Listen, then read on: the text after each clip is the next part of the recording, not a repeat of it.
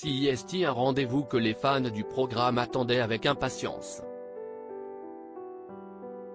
Il y a un mois, la série Demain nous appartient a fait ses adieux le temps de quelques semaines, pour laisser la place à la diffusion des matchs de football.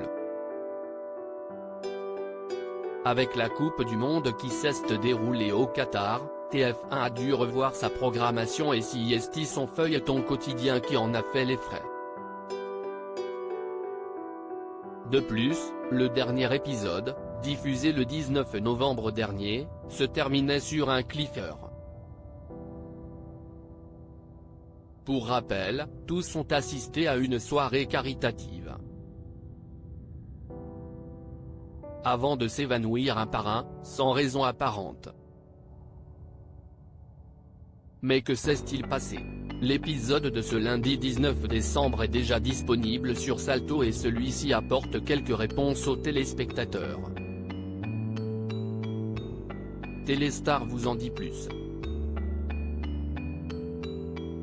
Il débute avec le réveil des invités, qui doivent être évacués et transportés à l'hôpital pour la plupart.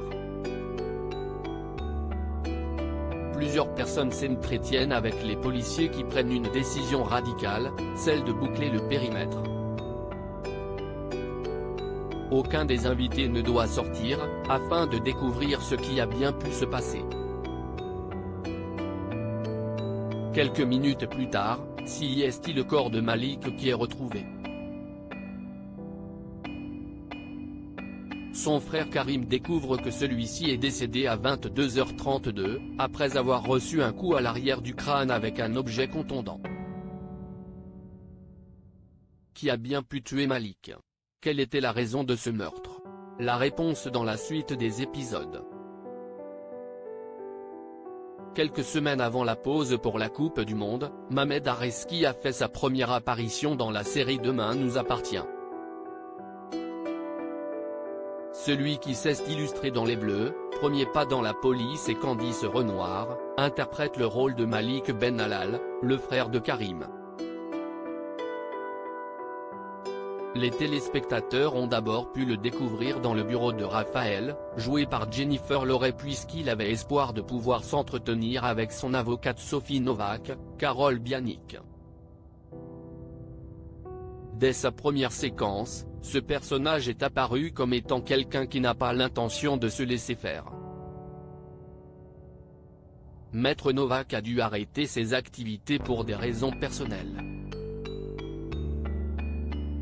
Je suis désolé, a lancé Gabriel face à un Malik qui semblait être très surpris de cette révélation. Mais pourquoi souhaitait-il s'entretenir avec son avocate? Rapidement, les téléspectateurs vont découvrir qu'il souhaite en réalité retrouver son ex-femme, Romy Saïd. Introuvable depuis plusieurs semaines, elle est partie avec leur fils et Malik souhaitait la reconquérir. Il finit par découvrir qu'elle était d'abord cachée par Karim Saïd, son frère, avant de la retrouver chez Raphaël, l'avocate. Mais pourquoi était-il présent à cette soirée caritative? Qui a commis l'irréparable? Demain nous appartient, quel personnage est soupçonné pour le meurtre de Malik? Dans le feuilleton quotidien de TF1, tous les personnages principaux ont été soupçonnés de meurtre ou ont fait un séjour en prison à un certain moment. CIST donc sans surprise que, pour cette nouvelle intrigue, ce soit l'un d'entre eux qui soit au centre de l'attention.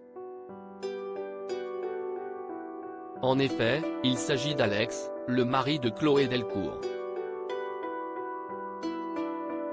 Des éléments d'enquête permettent de le relier au meurtre de Malik et il est donc emmené au commissariat. Vous faites quoi avec les papiers de la victime? Lui demande Martin, le commandant.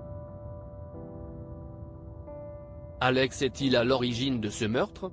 Si oui, pourquoi aurait-il tué Malik? Il faudra faire preuve d'un peu de patience avant d'obtenir les réponses à ces questions.